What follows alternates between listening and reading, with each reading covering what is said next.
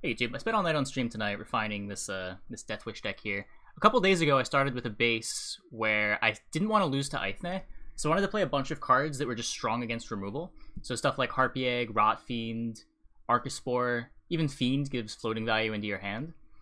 So the main idea was that I played all these units and my opponent's removal packages were just going to be not very good, right? Same idea as like playing an artifact deck where you're trying to devalue your opponent's powerful removal spells. Now, I've made quite a few changes since then. I guess let's start with the bronze package. So I'm playing Archospore, because Archospore is probably the best 4-point bronze in the game. When your opponent doesn't answer it, the Thrive ends up getting value. When they do answer it, you're getting a 5 for 4. You get the initial 2 off the deploy, and then the 2 from the Deathwish, plus the 1 point they had to waste destroying it. So worst case, this thing's a 5. Usually you're going to get like 7 value out of your Archospore. It's a very exciting card to have in your deck. Fiend looks a lot better than it is. You're usually only going to have a few Deathwish units in your hand, but it's another 4, you can mulligan it. We needed more 4s, and Fiend is the best option there after that. Then on to the 5s, we're playing Marilorn, Harpy Egg, Rot Fiend. Harpy Egg is the Deathwish that you want to be triggering the most because it gets 5 points on the Deathwish trigger. So Marilorn your Harpies, sometimes Unseen Elder your Harpies. This is the one that gives you the most value. Rot Fiend gives you a point of interaction early on, so if your opponent tries to lead the round on like Blue Stripe Scout and doesn't buff it, you can Rot Fiend to kill it. If your opponent's playing like some weird Demavent deck, Rot Fiend kills other things. In general, Rot Fiend, it's another good value card. I like it more than Bridge Troll, because Bridge Troll makes you go a little bit too tall, which makes their Scorches better. Then we got Barbagazi, Cyclops, Selena Harpy as our consume package to trigger our Deathwishes alongside the Marilorn. You need to play some number of these. I'm not sure that I like the Barbagazi, but I had 6 provisions and I didn't want to play a not 6 provision card, and there was nothing else that I wanted to play at 6. So we're playing the Barbagazi. Moving up into some of the golds, we got Werecat, we're playing the Witcher package, Imperial Manticore. So the Werecat goes really good against the decks that go wide, and there's a lot of matchups where Imperial Manticore makes life real difficult for your opponent. Against Reveal, for example, if your opponent tries to lead the round on a Mangonel and use their hero power on it, you can just counter that with Mangonel, or with a Manticore Unseen Elder, and just instantly invalidate the hero power and kill their engine at the same time. And there's a lot of matchups where this does something very similar to, right? So if your opponent tries to play Blue Stripe Commando and attack advantage it, you can go Manticore Unseen Elder. Then you can do some tricky things later on, because you still have this Manticore in play. Your opponent's going to have 2 units in play trying to play around the Manticore, and then you go Cyclops, chuck the Manticore at the smaller unit, and the Manticore kills their bigger unit. In general, this card doesn't always get value, but when it does get value, you're very happy it's in your deck. Ghoul combos with the Spear Tip that's in our deck, and we're playing one of Golden Froth and a Zoltan Scoundrel. So Deathwish naturally has a really good like middle-ish round, where you get to go Harpy Egg, Unseen Elder, Marilorn, and then Cyclops the Harpy Egg away. But it kind of fizzles out near the end. So Golden Froth helps it so that when the round goes really long, and Zoltan as well, we still have a plan to be able to push for points. ADC guarantees that we find the old Spear Tip to make the Ghoul good, and that is the list. So we got a short round plan in the Ghoul Old Spear Tip, we have a long round plan in the Zoltan Golden Froth, and we have a medium round plan with all the Deathwish synergy.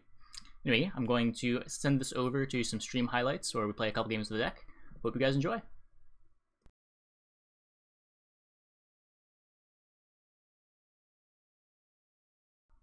Oh, finally.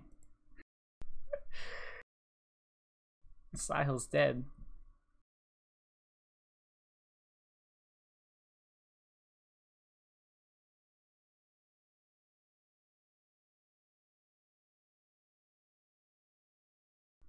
How big is this thing gonna get? If I think it'll proc, what, 4 times?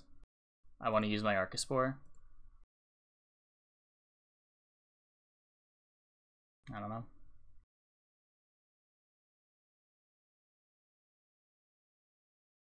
What?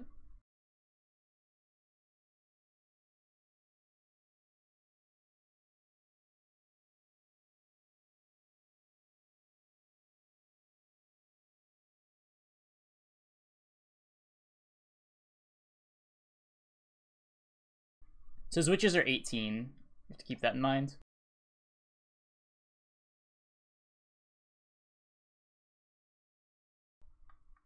Guess I want to take that out.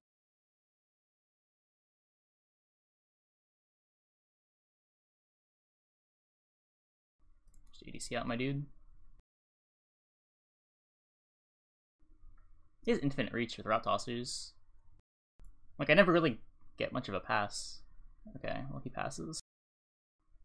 We have our ghoul target. One day we'll put on Cyclops, yeah. Yeah. One of these days we'll remember to keep our big units in melee, too. Today is not that day, though. I'm pretty sure if I do anything, I'm just losing my card.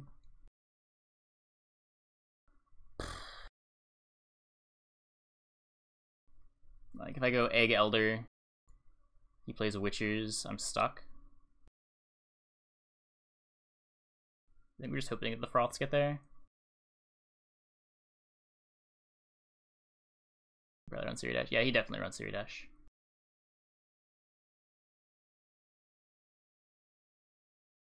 One and one, not a bad record. Okay, good. We found the Zoltan. That is huge.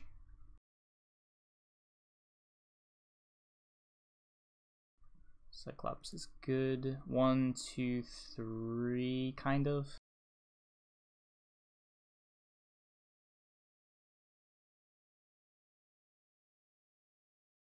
Oh, cool.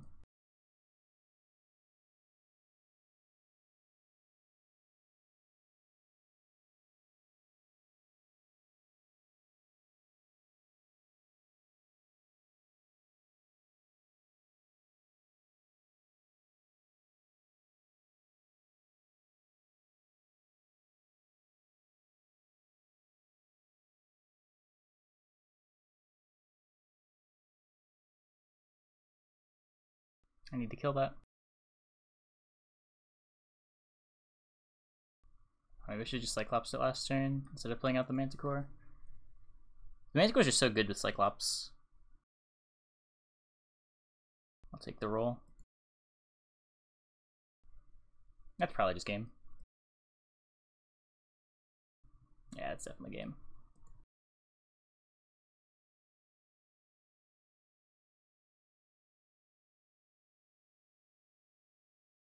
And Homecoming isn't that new anymore. How do I like compare to the older Gwinnett? My opinion hasn't really changed over the last couple weeks. It's mostly been the same since PTR. Yeah, so you can say he's not saving an Ivo shot. Not that it matters.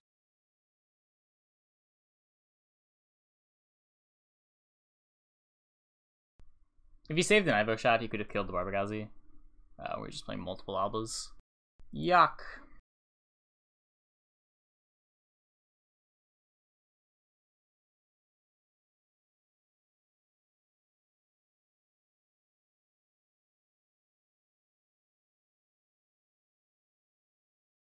Also on the balance patch timing. I mean, I would have wished that they stuck with November.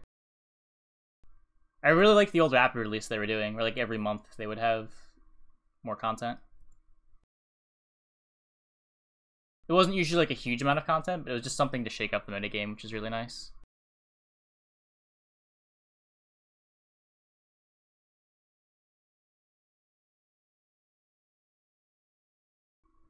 It's not killing our shit.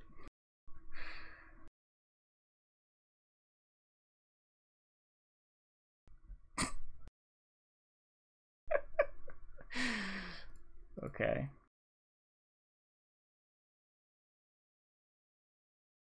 Okay. Yeah, this looks good.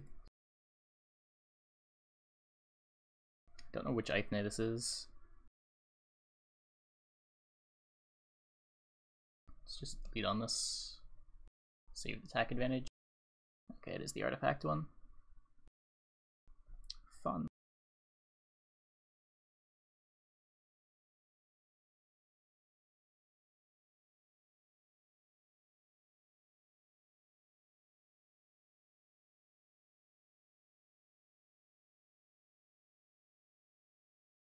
Just teching a spear?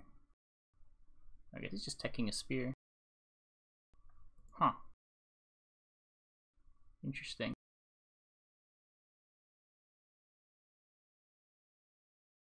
I'll kill his engine.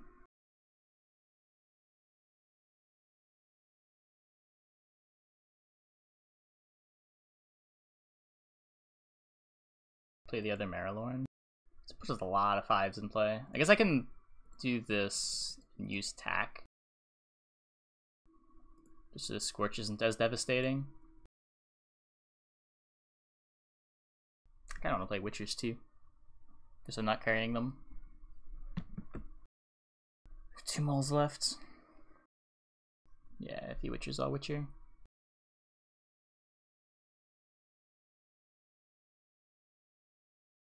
Doesn't even get Ithne value.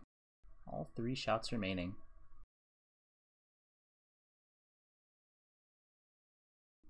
So I'm pretty sure I'm at least playing Spear Tip.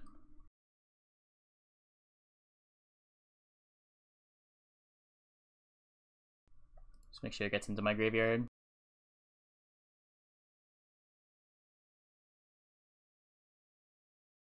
That's all I have to do. Yeah, it's very easy to use. I guess this is technically playing into Igni.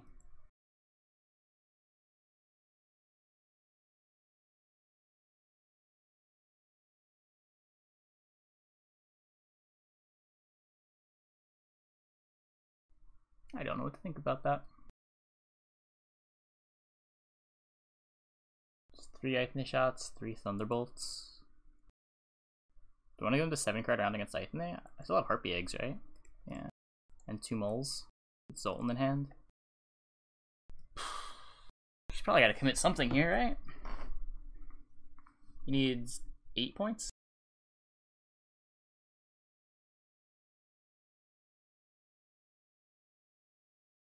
Short, though. Okay. So we got card advantage.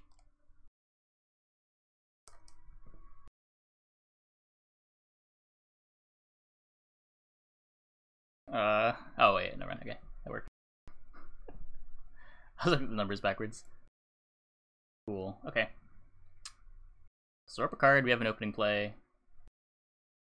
Don't want this Arcaspore. Don't want this Barbagalzi. Don't really want that Froth either.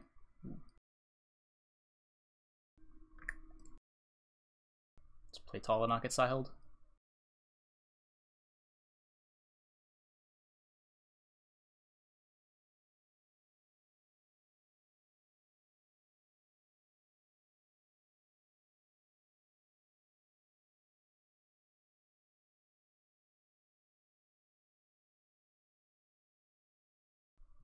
If he's playing Epidemic, he can get a good Epidemic here.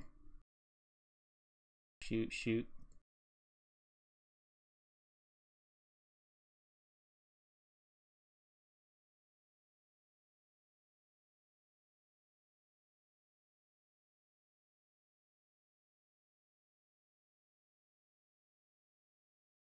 Can sheer buff 3 times.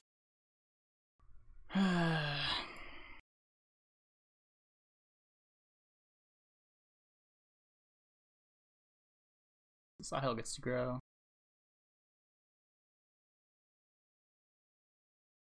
Okay, so he can deal 2 and then 1. So if I Harpy eat the Rot Fiend, he can have an 8-point Shiru and kill 1 thing.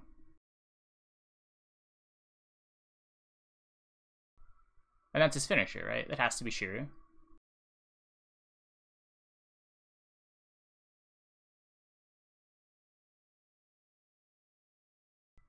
Sure. Not enough.